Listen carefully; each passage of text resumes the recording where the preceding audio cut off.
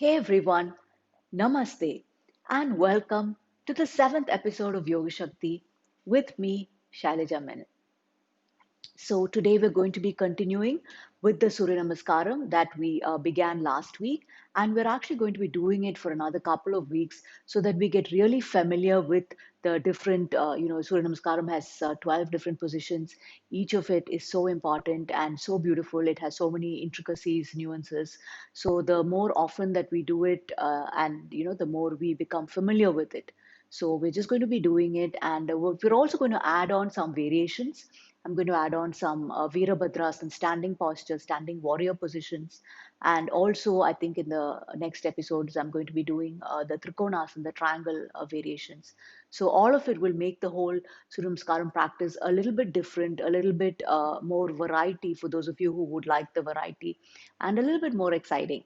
Yeah, so I look forward to the coming episodes as well, where we will explore the different facets of Surya Namaskaram. So before we get into the practice, I would just like to add a little bit of philosophy because I love philosophy, and it is truly the philosophy that makes the yoga practice what it is, so much more than just creating a shape with the body or just stretching your muscles or strengthening your core. All of it is there, but right, it's so much more than that. It truly uplifts our life, empowers us, and for that we need to be able to expand our mind a little bit. Yeah, so the first principle of Manasa Yoga, the style that I practice and teach, is something called Atha, yeah, which simply means being present. Yeah, so it just means that I have a children's class and I explain it like that. Wherever your body is, your mind should be there too. Yeah, so we think, it's always like that, right? But if we actually have the capacity to look at ourselves a little bit objectively, we will realize that our minds and our bodies are never in the same place. Yeah, so your child can be talking to you, but you will be thinking of work. But strangely, when you're at work, you will probably be browsing the internet and looking for vacation. And when you're at vacation, right, human beings are a strange species. So we will probably be worrying about deadlines there. So, if we really look at ourselves, we will realize that being present is not as automatic as we assume that it is. And this is actually one of the causes why our minds are also so restless and agitated. And we have to know that when we say minds are restless and agitated, it's not just about the mind, but that our mind, our energy, all of it is connected. Yeah, so our energy is also dissipated and all over the place when our minds are this way. Yeah, so as we've spoken about in, I think, the very first episode, we talked about yoga and how, according to Sage Vyasa, right, yoga is that whole journey from what we call as shipta, which is restlessness, towards ekagra, which is one pointedness, right? So, focus, concentration, attention, all of these words really are part of the yoga practice. Yeah, and so as we begin the practice, so we connect to this principle of atha and we ask ourselves, right? Yatha mana, where is the mind? Yeah, and again, from wherever the mind is, maybe it is with a to do list, maybe it is with a shopping list, right? Maybe it is with some other thing, and we bring it, we consciously direct it to the present moment, to the person in front of us, to the work situation ahead of us, to the practice that is going to currently unfold, to whatever situation is there in our life, right? We bring our attention to it, we be present to it, and we truly, in that manner, are understand the depth of each situation, and we're able to taste life more deeply in this manner. Yeah, so namaste. So let's get started with the sun salutation. So I'm going to do the first round really slowly, and that will allow us to stretch and open the bodies. So just begin with just a couple of back bends to help us open the back. So this is a beautiful way to open the back as you inhale. Thrust the pelvis forward, your shoulder blades draw towards each other, chest opens. As you exhale, slowly come back. Yeah, so it's nice to do this as a rhythm. So as you inhale, 1, 2, 3, 4. Exhale, 1, 2, 3, 4. Inhale, 1, 2, 3, 4. Exhale, 1, 2, 3, 4. Yeah, so let's get started. So palms in prayer position. As you inhale, arch back. Exhale and fold. right? So this is a beautiful forward bend called Uttanasana. So initially you can keep your arms forward, just lengthen out through the pelvis. So you can actually move from side to side, get some space out of the pelvis, right? And then just working your way here, right? And then whenever you feel ready, right, just walking your hands back, right? So then just closing that gap between your abdomen and your thighs as much as you can, right? Eventually bringing your hands down, right? So don't worry too much about it. Initially, you'll probably be here somewhere. That's fine, right? So I'm just doing, what is right for me. And then bring your hands here so that the tips of your fingers and toes will be in one line. And from here, we're moving into the lunge. So remember, we were doing that right leg back, right knee to the floor. So it's a beautiful stretch here. It really opens out your right hip flexors. So feeling that stretch here. And then if you just lift a little bit, that kind of opens the heart space. So that's a beautiful position to come up to. Roll your shoulders back, chest open, feel the lengthening through the hip flexors. And then from here, palms down, press your toes down, lift the knee, take your left leg back and find plank. Yeah, so just push the floor away, engage your upper back, engage your abdominal muscles, keep the heels drawing back, just really holding strong. And from here, drop your knees down, right? And then bring your chest and chin down. Inhale, rising up. Yeah, so draw back through the head of the arm bones, feel the chest open. Right? So you can just feel free to stay here for a few seconds as this is the first round, right? And then moving back into down dog, palms pressing forward, right? So here I like to work in down dog a little bit so you can keep your knees bent, right? Palms pressing forward, really working your shoulders, and then slowly releasing the heels back. So getting that beautiful release along the back of your body, and step the right leg forward, left knee to the floor. So we started with right leg back, so the right leg comes back forward in the end. And as you exhale, left leg forward, right? So again, finding your point, whatever is right for you. Just feeling that deep, beautiful fold and release your neck. So a lot of times, even when we are in forward bends, the head and neck will be up. Yeah, so really learning to connect to all these areas, releasing the head, neck, and shoulders, right? And then as you inhale, rising up, arch, exhale, and release. Yes, we do the same thing on the left side. So palms in prayer position, arch back, fold, and step your left leg back, right? So now you feel the stretch along the left hip flexors, yeah, like what you did in the last position. So try to lift up, keep the chest open, keep the heart open. Just feel that opening in the position, and then press your toes down, lift the knee off, right? So strongly feel the contraction along the back of your legs, your hamstrings, your glutes, all of it contracting well to lift the knee off, and then take your right leg back, push. Yeah, so sometimes we're just trying to cut down unnecessary movements. So moving straight into plank, press the floor down, engage your abdomen, knees down, chest and chin down. Inhale, rising up, open through the shoulders. So keep the head of the arm bones rolling back, chest open, press down through your toes, moving into down dog, right? Feel that beautiful release. And from here, left leg come forward, right knee down, right? Bring the right leg forward, straighten the knees, fold deep. You can even take your hands around your thighs if you want to just deepen the position. And inhale, arching back. Exhale and release. Yeah, so I hope you got that. This is just what we were doing in the last episode, and we just went over that. So you remember that, right? So the next one, we're going to incorporate some variation for which we will just do the variation separately and then we'll club it all together, right? So we're going to start with the warrior positions. Yeah, Veerabhadrasana, right? So mention warrior, and what comes to mind is strength. Yeah, so when you go into these positions, connect to strength.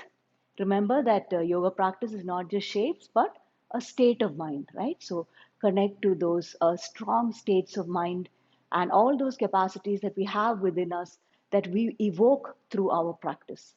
Yeah, so like Dr. Ananda Balyogi Bhavani was saying once, that eventually we must see the asana practice as bhavana. Yeah, so all these different bhavanas or attitudes that we want in the mind, we evoke through our asana practice. Yeah, through these shapes that we create in the body. So seeing them more than just physical postures. Okay, so just moving from down dog into our first variation, which is Veerabhadrasana 1, warrior 1 position, which is a lunge forward, right leg coming forward. So, like I said earlier, these are strong standing positions. So, keep your thigh going forward, keep your knee going forward, ground the back heel, and then lift the torso up. Yeah, so you can keep your hands here if you want to really try to get your torso up, because otherwise sometimes you're folded over like that and that's not good. And then also check for the thigh. Yeah, so know that the real practice is in the details. Yeah, so some of us, even if I stand like this, it looks pretty much like warrior one, right? I can pass for that, but the intensity of the position comes in the details. So try to keep the thigh going forward, knee going forward, okay, and then the line, the parallel line of the thigh to the floor, try to get that. And then, like I said, keep the torso lifted, and from here shoulders open, so everything is open, lifted, and then arms go up and look up. So even here your arms are fully engaged, your fingers are reaching up, connecting to that strong, courageous, uplifting energy. Okay, lower down, step the right leg back. Okay, now we're going to do the same thing on the left side. So step your left leg forward, ground the back heel, but make sure that the hip is coming. So we're not lifting from here. Yeah, the hip has to turn, right? And then knee going forward, energy of the thigh going forward, lift the arms up.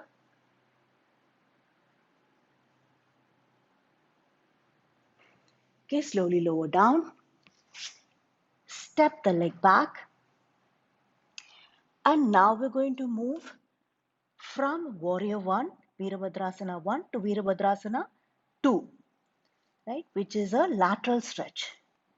So I'm going to do it with my left leg so you can see me clearly. So left leg forward. This is warrior 1, right? So we're here. And from here, the thigh remains going forward, knee remains going forward. Just open your torso. Yeah, look over your left hand. So whichever knee is bent, you look over that side, right? Become aware of your arms. So if you're not careful, the back arm especially has a tendency to go down. Keep that arm lifting. Okay, keep your chin parallel to the floor. So you're neither looking up nor down.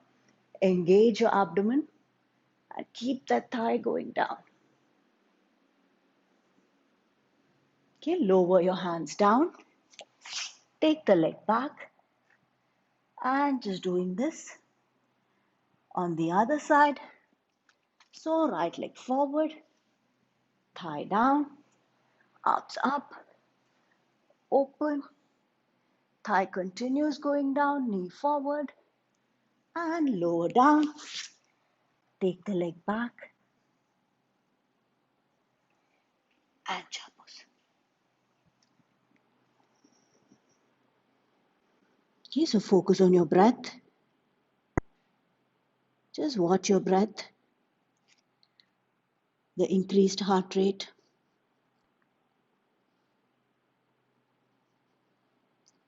Sensing all of that, the raw pulsing energy flowing through your body, activated by the postures. Okay, and then going back into down dog. And step your legs forward, right leg forward, left leg forward. Uttanasana as we prepare for the sun salutations. Right, so coming up, right, now we're going to incorporate both of these postures, warrior 1 and warrior 2, into the sun salutation.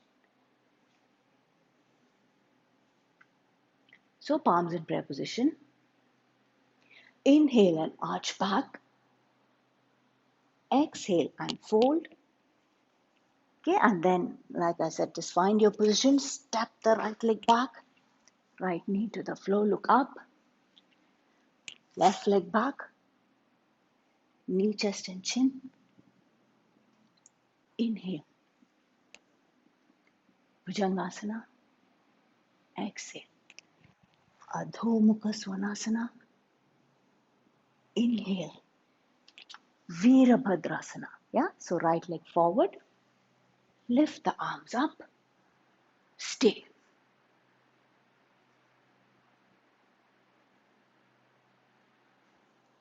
Now lower your hand down. Step the back leg forward. Okay, fold fully. And inhale. Arch back. Exhale. Release. Yeah, we do the same thing on the left side. Exhale. Inhale. Exhale. Inhale. Retain. Exhale. Inhale. Exhale. Right? Now we move into Veerabhadrasana 1. Left leg forward. Square your hip. Lift the arms up. Stay.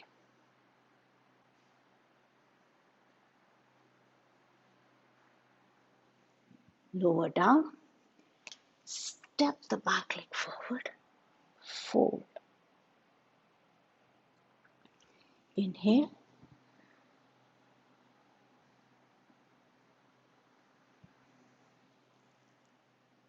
Release. Okay, we're going to go into another round where we incorporate Warrior 1 and Warrior 2. Veerabhadrasana 1 and Veerabhadrasana 2. Okay, I'm going to start from this side because Warrior 2 sets out from this side. So palms in prayer position. Inhale, arching back. Exhale, fold. Okay, so right leg back, all the way back. Lift the heart, right? Left leg back.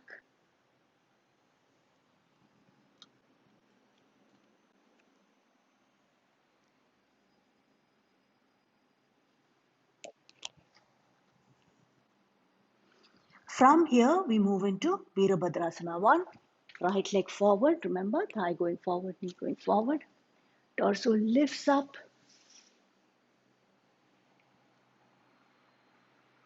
And we open into Veerabhadrasana 2. Keep the heart lifted.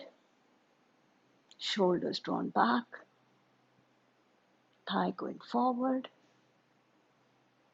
And lower down.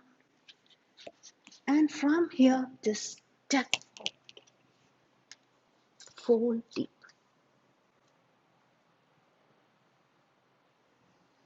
And rising up.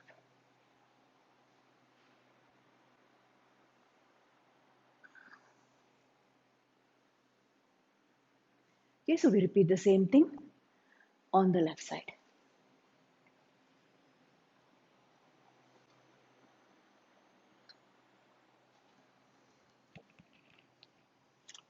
So left leg goes back. Open your chest.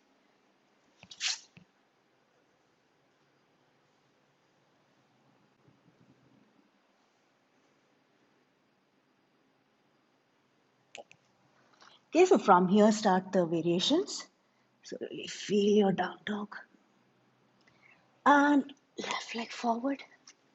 Stay, enjoy the position. Connect to strength.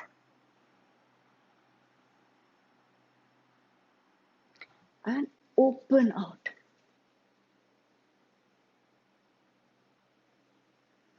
Lower your hand down, step the back leg forward, fold deep,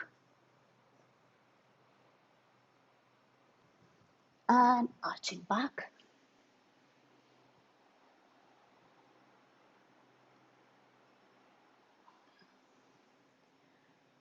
And release. So we've come to the end of this episode. I truly hope that you enjoyed it and will continue with your practice at home as well during the week so that we will be ready for more in the coming episodes. Yeah. So just to help you, leaving you with a tip to help you deepen your back bend. So last week we were practicing against the wall. Another very good prop is the strap. Yeah, right. So I always say if you don't have a strap, you can just use a towel or you can use a dupatta, right? Anything works. So just working on shoulder flexion, which is very important for back bends. So in the beginning, when we start working, we don't use the back. Yeah. So just engage your abdomen, like really hold your abdomen well, so that we are really only working the shoulders, right? And even the strap is very useful because depending on our shoulder mobility, it allows us to increase or decrease the length of the strap. Yeah. So if you hold it closer, then you hold it closer only if you have good shoulder mobility, right? Otherwise, if you feel like your shoulders are not so mobile, then you can use the strap and hold it a bit wider. Yeah, so just inhale, lift the arms up. Yeah, so really getting used to lifting the arms up. I find a lot of people have even difficulty keeping their arms straight, right? Arms are always bent like that. So just holding the strap gives you something to hold on to and lift the arms up. So initially just keep the arms alongside your ears, just focus on lifting and shrugging, what they call shrugging the shoulders. Yeah. And then from here, holding your body well. Yeah, so that's the difference. Like if we don't hold the body well, we'll be arching like this. So hold the body well and just work the shoulders. Yeah, so really working on shoulder flexion. Just take the arms back as much as you can. Yeah, as you inhale, take it back. As you exhale, bring it forward. As you inhale, take it back. Exhale, bring it forward. Inhale, take it back. Exhale. Inhale, take it back. Exhale, bring it forward. Yeah. So if you want to, you feel like this is too tight, you're not getting any movement here. So I'm going to make it wider, right? So I'm going to make it a bit wider, or rather a lot wider. And then if you see, my arms go way back. Yeah, so this is really a lot of self-exploration. Yeah, so yoga practice, a lot of swadhyaya, self-study, self-exploration, all of it is what makes yoga practice. So one size doesn't fit all. It is your body is unique. Honor your body where it is at this point, and according to that, increase or decrease the intensity of the practice by increasing or decreasing the strap, yeah, the length of your strap where you hold it, right? So this is something that is really useful for back bends. And then eventually you can just practice with your pelvis as well. And coming back up again.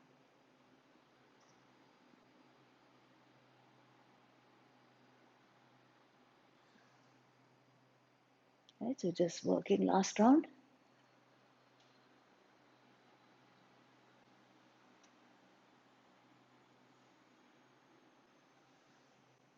Right, so at least for nothing else, but just to get the arms straight, it's great to use a strap. Right, so thank you so much for being with me on this episode, and I hope to see you soon. Next episode, keep the practice going. Namaste, and keep the swadhyaya going, the self-study, right? The whole of yoga practice and the whole of our lives as well is really about self-exploration and self-study. Namaste.